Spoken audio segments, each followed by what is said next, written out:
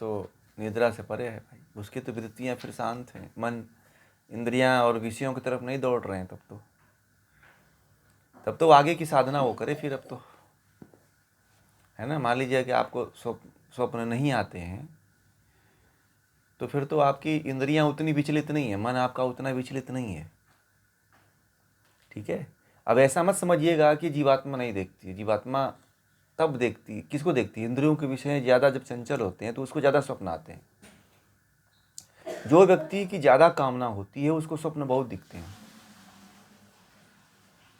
एक बार मेरे पास एक महिला आई तो कहने लगे कि आचार्य जी कुछ आप ऐसा कोई जंतर मंतर रखते हैं क्या कि मुझे स्वप्न ना आए। मैंने कहा कि ये वाला बाबा नहीं हूँ मैं। हाँ, भूल कर दिए। ये जंतर मंतर से कुछ होता है क्या? बहुत चुपके से बोली।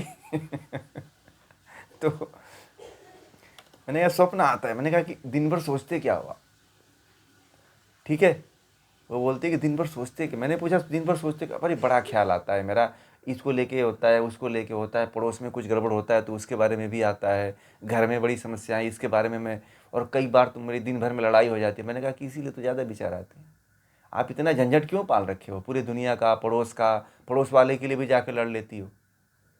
कहते कि हाँ, पड़ोस वालों को भी जाके पूछ के आती हूँ कि क्या हुआ, तेरा काम हुआ कि नहीं हुआ, तेरा झंझट ठीक हुआ कि नहीं हुआ।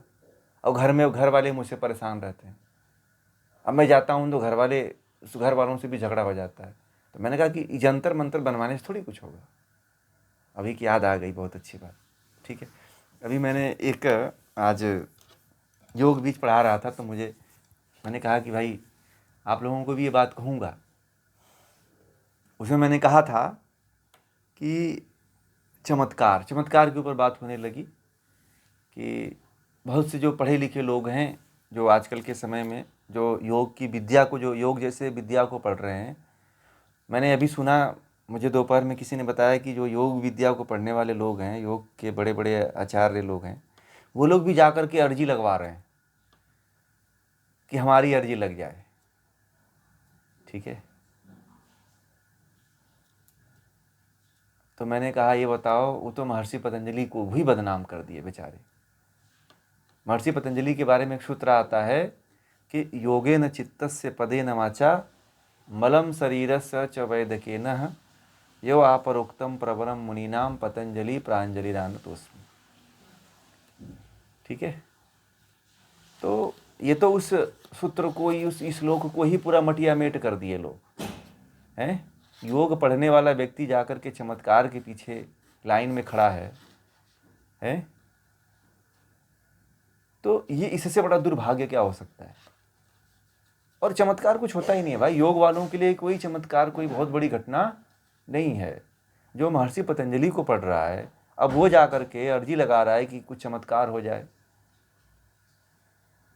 मैं आप लोगों को खास तरह से कहना चाहता हूं कि यदि भविष्य को जानने के लिए क्या होगा, आप समझे नहीं मेरा इशारा, मैं किसकी अर्जी बात कर रहा हूँ? तो लोग अर्जी लगवा रहे हैं जाकर कि वहाँ पे पंडालों में 4-4 5-5 दिन रह रहे हैं और अर्जी लगा रहे हैं कि हमारा पर्चा खुल जाए। ठीक है। तो मैंने एक लोगों को उदाहरण दिया, आज मैंने बताया उस क्लास में कि ये बताइए, हनुमान जी के बारे में पता है आप लोगों को? हनुमान जी को जानते हैं ना सभी, राम जी को भी सब जानते हैं, लक्ष्मण जी को भी जानते हैं, मेघनाथ को भी जानते हैं सभी लोग हैं, इंद्रजीत। तो जब राम और रावण की अंतिम युद्ध चल रही थी तो उस समय लक्ष्मण को शक्ति बाण लगा हुआ था, लगा था ना। हनुमान जी को कहा जाता है कि हनुमान जी अष्ट सिद्धियां और 9 निधियों के ज्ञाता थे और दाता भी थे, दोनों थे। ठीक है। वहाँ पे हनुमान जी को, लक्ष्मण जी को शक्ति बाण लगा हुआ था और हनुमान जी जो है रातों रात गए सुसेन वैद्य को उसके झोपड़ी सहित उठा के लेके चले आए लंका से। ठीक है। और सुसेन वैद्य ने कहा कि जाओ इस हिमालय पर्वत से जो है जड़ी बूटी लेकर के आओ, ठीक है। और हनुमान जी गए, और हनुमान जी जड़ी बूटी नहीं ढूंढ पाए और पहाड़ को उखाड़ के लेके चले आए। तो ये बताइए, वैद्यों की आवश्यकता नहीं रहती, ठीक है, तो क्या हनुमान जी जो है जाते वहाँ पे जड़ी बूटी लाने? बताइए, हनुमान जी क्यों नहीं ठीक कर दिए भाई लक्ष्मण जी को? क्या राम जी के पास इतनी शक्ति नहीं थी? ठीक थी कि नहीं थी? सबके पास थी। परंतु आजकल के लोग अपने बीमारियों को लेके जा रहे हैं कि योग अब करते करते लोग थक गए हैं, पता है। अब योग करते करते थक गए हैं, प्राणायाम करते करते थक गए हैं, अनुलोम विलोम कपालभाति करते करते लोग थक गए हैं। अब अर्जी लगाने जा रहे हैं कि अब कहीं बाबा के दरबार में चले गए तो बीमारी ठीक हो जाएगी। तो मैं ये नहीं समझ में आ रहा है कि उस जमाने में भी राम जी जो है वैद्य और चिकित्सा पे भरोसा करते थे, ठीक है। और उन्होंने, उनके पास शक्ति होते हुए भी शक्ति का प्रयोग नहीं किया, हनुमान जी भी नहीं किया और राम जी ने भी नहीं किया, और सुसैन वैद्य को बुलाया गया कि सुसैन वैद्य को बुलाया जाए। अगर हनुमान जी इतने सिद्ध होते, इतने माली सिद्ध थे वो, परंतु वो क्यों नहीं किए? नहीं किए क्योंकि उन्होंने वैद्य की गरिमा को बनाए रखा, ठीक है। उन्होंने वैद्य की गरिमा को बनाए रखा और वैद्य के प्रभाव को वो जानते थे। जी,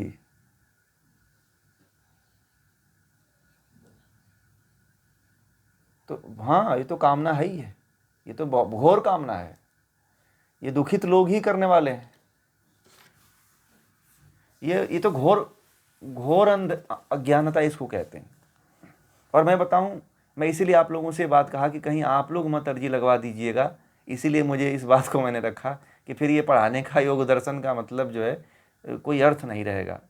इसमें बहुत से लोग ट्राई में हैं कि अर्जी कहीं से लग जाए जुगाड़ में। ऐसी अर्जी मत लगवाइएगा, क्योंकि ऐसी अर्जी का कोई महत्व नहीं है, ठीक है।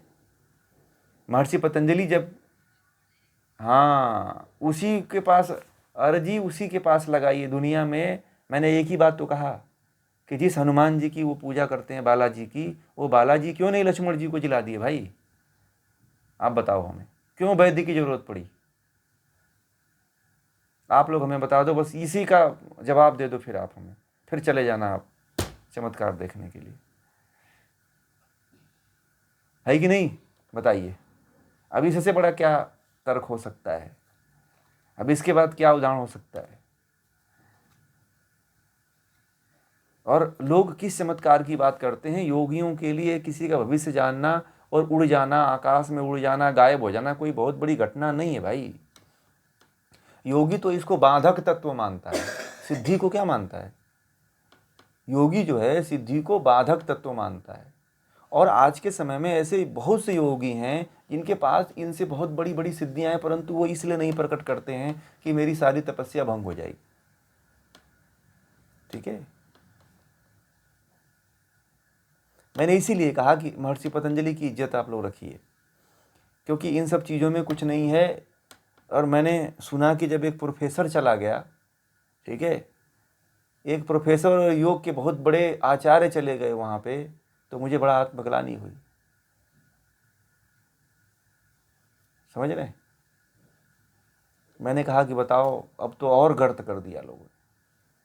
इसका मतलब कि न महर्षि पतंजलि को कोई समझा, न राम को समझा, न हनुमान जी को समझा, न कृष्ण को समझा। हनुमान जी बहुत बड़े योगी थे, परंतु कैसे किसी की मर्यादा को रखना है हनुमान जी जानते थे, राम जी भी जानते थे। एक वैद्य की मर्यादा सदा रही है और सदा रहेगी। जो काम आज वैद्य या डॉक्टर कर रहे हैं वो कोई क्यों नहीं कर ले रहा है? बताओ। आज वैद्य नहीं होते, डॉक्टर नहीं होते, तो इतनी लोग संख्या थोड़ी बढ़ जाती भारत की। कहीं ना कहीं भारत की चिकित्सा पद्धति है, इसीलिए आज लोग इतना जिंदा है कि नहीं है? बताइए। आज मान लीजिए कि दर्द होता है तो छटपटाने लगते हो, ये गोली खाते ही पैरासीटामोल के ठीक लाइन पे आ जाते हो फिर। तो ये क्या है? ये चमत्कार है कि नहीं है? बताइए। अभी आप पीड़ा से कराह रहे थे, जैसे ही गोली खाते हो फिर काम पे लग जाते हो आप। तो वैद्य का जो काम है वह चमत्कार से नहीं हो सकता है। आप इस चीज़ को मानिए आप लोग। मैं बहुत दिनों से नहीं बोलना चाहता था इस चीज़ पे, इस विषय पे, मतलब एकदम हद हो गई तो मुझे बोलना पड़ा।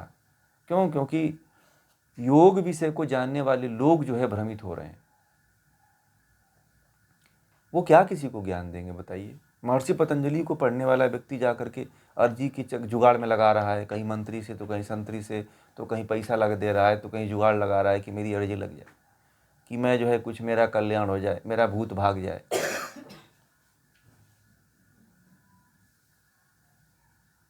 ये बताइए कभी भूत होता है क्या? कितने लोग मानते हैं कि भूत होता है? बताइए, आप लोग योग पढ़ते हो, इसमें से कितने लोग मानते हो कि भूत होता है? सभी लोग मानते हैं।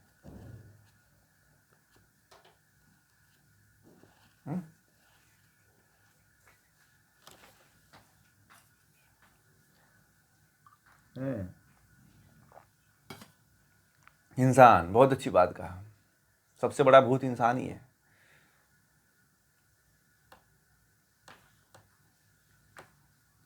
अब इस भूत से बचना है ना? कोई भी मुक्त आत्मा के पास इतना समय नहीं है कि किसी मुक्त आत्मा को किसी जीवित आत्मा को परेशान करे।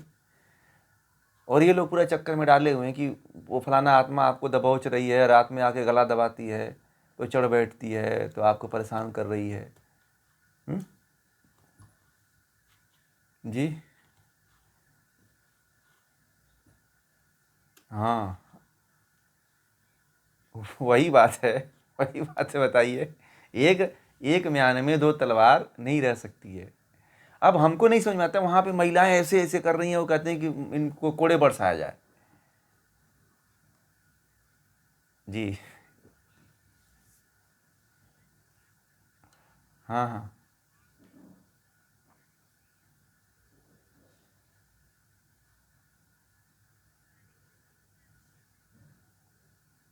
अच्छा अच्छा,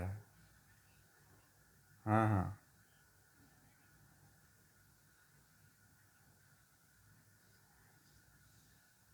हम्म।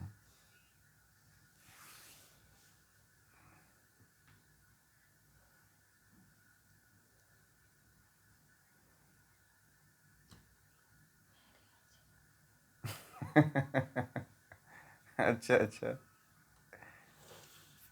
हम्म।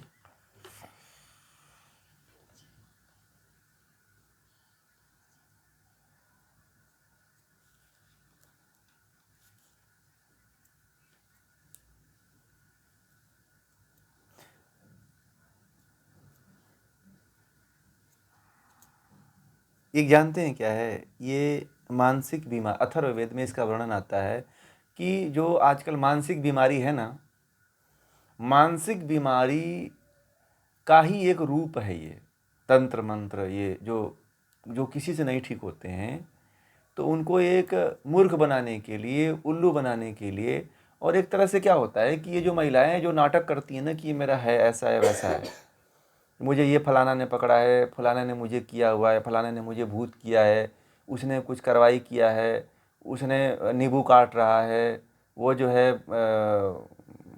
वो क्या बोलते हैं, वो कद्दू काट रहा है, वो पीठा का पे होता है ना, वो जैसे पीठा बनता है, वो पेठा, आगरा का पेठा जो बनता है उसको काटता है कोई, तो कोई मुर्गा काटता है, तो कोई शराब चढ़ाता है। अभी देखिए इनके देवता भी अजीब हैं। जिन ये देवताओं को ये चढ़ाते हैं, उनको यही चढ़ाते हैं, शराब, तो मुर्गा, तो बकरी, तो सूअर, यही चढ़ाते हैं। उन छोटे छोटे निरीह जानवरों पे ही इनके देवता खुश हो जाते हैं। यह एक तरह से केवल मन की एक मानसिक बीमारी है, बाकी कुछ नहीं है। आपके अंदर क्यों नहीं कोई देवी आ जाती है भाई? आप लोग इतने दिन से खोज कर रहे हो कि परमात्मा मिल जाए, और आपको परमात्मा मिल ही नहीं रहा है। और उन्होंने अपने जीवन में कुछ किया ही नहीं है, न उनको ज्ञान है, न यम नियम का ज्ञान है, न कोई तप किया है, न तपस्या किया है, फिर भी उनको ये ज्ञान हो गया, उनके ऊपर भगवान भोलेनाथ आ रहे हैं। अब मैं ये नहीं समझ में आ रहा है कि भगवान भोले किसी के ऊपर भगवान दुर्गा माता आती हैं। अब ये बताइए, दुर्गा माता जैसी इतनी पहुंची हुई योगिनी अब इन्हीं के लिए क्यों, अब जैसे लोग झूम कर के ही क्यों आती है? और इन्हें ऐसे ही लोगों के पास क्यों चढ़ती है, हम तो ये नहीं समझ में आता है। ये सारी की सारी बातें जो है एक मानसिक विक्षिप्तता का एक बहुत बड़ा रूप है, जो एक दूसरे को देख करके महिलाएं इस तरह से करती हैं। अब मैं अपने साथ ऐसी घटना बता दूं कि एक घटना एक ऐसी घटी थी, तो एक महिला जो है ऐसे ही झूम रही थी, ठीक है, तो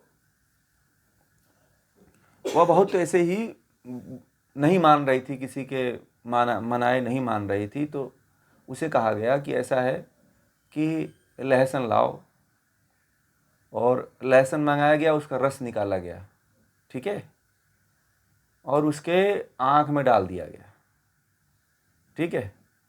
और जैसे ही एक एक बूंद आँख में पड़ा, वो वैसे ही एकदम लाइन पे आके बैठ गई, बोली कि अरे दादा आँख फट गई, अब सब सारा भूत खत्म हो गया। बोले कि मुझे कोई भूत नहीं है। मैं बोलो बोलो जल्दी आँख धो मेरा, ठीक है, नहीं तो मैं मर जाऊंगी ये हो। मैंने कहा भूत कहाँ गया भाई उसका? बोला कोई भूत नहीं है, मैं भूत चला गया, उतर गया, इसकी दवा आई, पता नहीं कौन सा जादू मार दिया, अथान लहसुन का रस। मैंने कहा कि नुकसान भी नहीं करेगा लहसुन का रस, और उसके अंदर की सारी बीमारियां खत्म हो जाएगी, ठीक है। तो ये जो झूमने वाले लोग हैं, ये केवल एक दूसरे का देख करके उसी की तरह की वृत्ति का ये लोग नाटक करते हैं, ठीक है। बाकी कुछ होता नहीं, कोई भूत उत्प्रेत नहीं होता है भाई, किसी भी आत्मा किसी।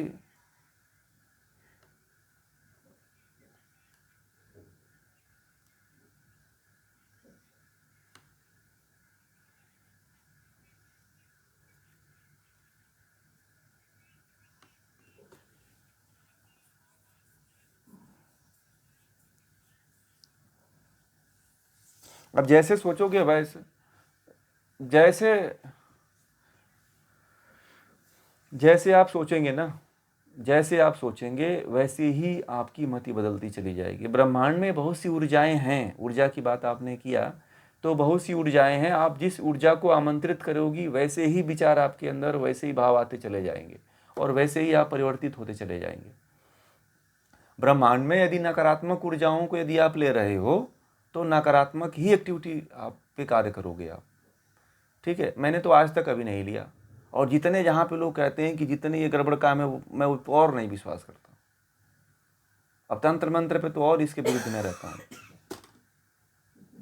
मैं। बहुत शुरू से मैंने और भी जगहों पे देखा है, बहुत सी जगहों पे देखा है, गांव में भी देखा है।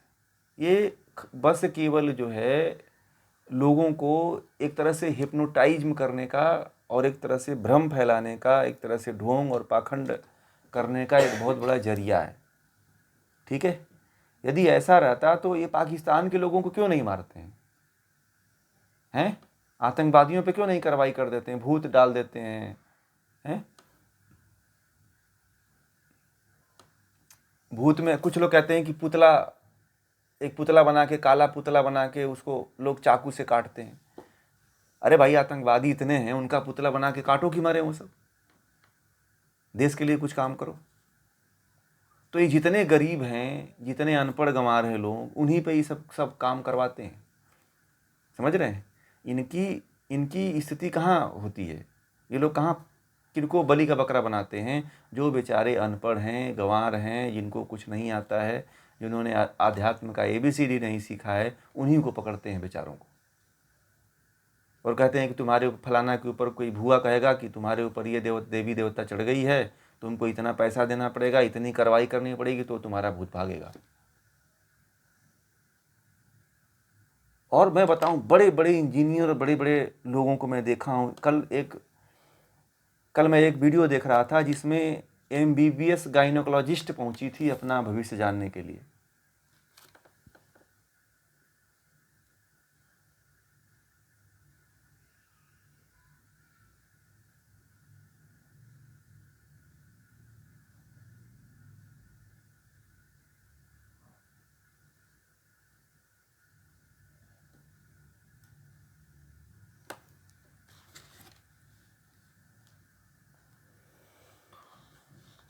समझ रहे हैं?